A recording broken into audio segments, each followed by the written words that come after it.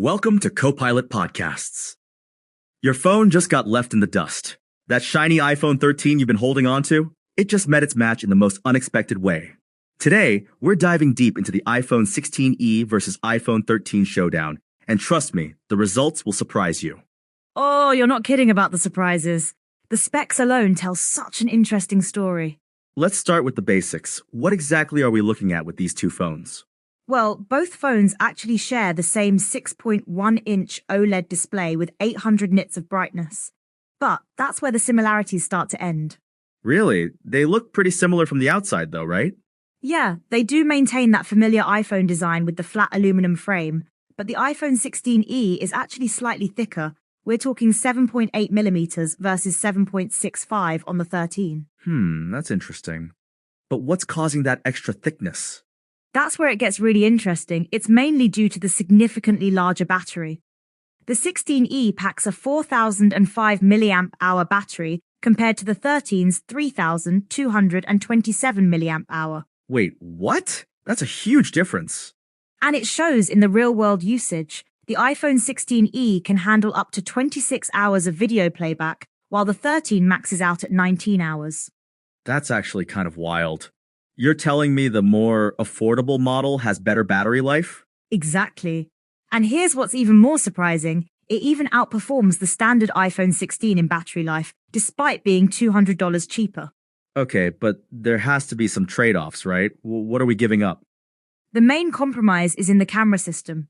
The iPhone 13 has both a 12MP main and ultra-wide camera, while the 16e only has a single camera. But isn't that single camera actually better in some ways? Yes, it's a 48MP main camera that can actually do 2x optical quality zoom, even without a separate telephoto lens. It's the same sensor technology used in the iPhone 15.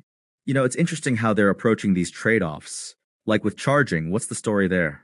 Now that's a big change. The 16e moves to USB-C, but interestingly, it drops MagSafe support. The 13 has both Lightning and MagSafe charging up to 15W. That seems like a step backward, doesn't it? Well, it's complicated. The 16e still supports Qi wireless charging at 7.5W, and the USB-C port is more universal. It's really about priorities. Let's talk about performance. What's happening under the hood? The 16e comes with the new A18 chip and 8GB of RAM, compared to the A15 and 4GB in the 13. We're seeing about 50% faster single-core performance in benchmarks. That's a pretty significant jump. How does that translate to real-world use? According to the tests, the 16e is showing about 18% better performance in Antutu benchmarks, which means better handling of demanding apps and multitasking. And gaming? That's always a good real-world test. The 16e actually includes hardware-accelerated ray tracing, which is a first for the E series. Though interestingly, overall gaming scores are pretty close between the two. What about all these new features I'm hearing about? Apple Intelligence and satellite stuff. Yeah, this is where the 16e really pulls ahead. It gets emergency SOS via satellite, crash detection, and even roadside assistance via satellite, none of which the 13 has. Those sound like pretty significant safety features. Absolutely. And Apple Intelligence is a big deal too. It's integrated across apps to help with communication and tasks, all with privacy protections built in. Speaking of changes, they've replaced the ring switch with something new, right? Right, the 16e has the new action button instead of the traditional ring and silence switch. It's customizable for different functions. That's quite a change for longtime iPhone users. It is, but it's part of this larger shift we're seeing in smartphone design. The focus is moving toward customization and versatility. Let's talk price. What are we looking at here? The iPhone 16e starts at $599, which is actually $200 less than what the iPhone 13 launched at, though you can find the 13 for around $250 now. That's a pretty competitive price point. Especially when you consider all the new features and improvements. It's really positioning itself as a value proposition. What about connectivity? Any differences there?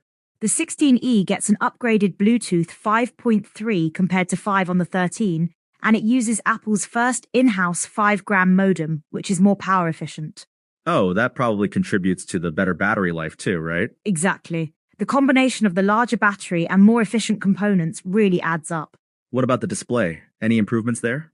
Interestingly, they're virtually identical. Same 6.1-inch OLED, same 800 nits brightness, same 60 Hz refresh rate. No high refresh rate even in 2025? That seems like a missed opportunity. Yeah, they're clearly keeping that feature for the premium models, but both displays still support HDR and have that 2:1 contrast ratio. Let's talk colors. What are our options? The 16E comes in just black and white, while the 13 had more options: starlight, midnight, blue, pink, green, and product red. That's quite a reduction in choices.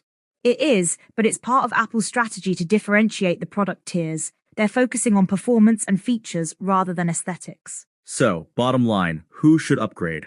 If you value battery life, want the latest safety features, and don't rely on the ultra-wide camera, the 16E is a compelling upgrade. And who should stick with their 13? If you use MagSafe a lot, need the ultra-wide camera, or are happy with your current performance, there's no urgent need to upgrade. It's interesting how it's not a clear-cut, better in every way upgrade.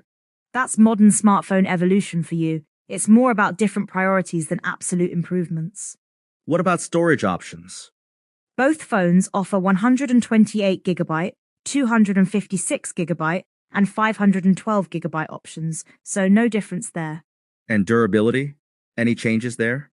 Both have the same IP68 water resistance rating and ceramic shield front glass. They're equally durable. So when you step back from all this, what's the bigger picture here?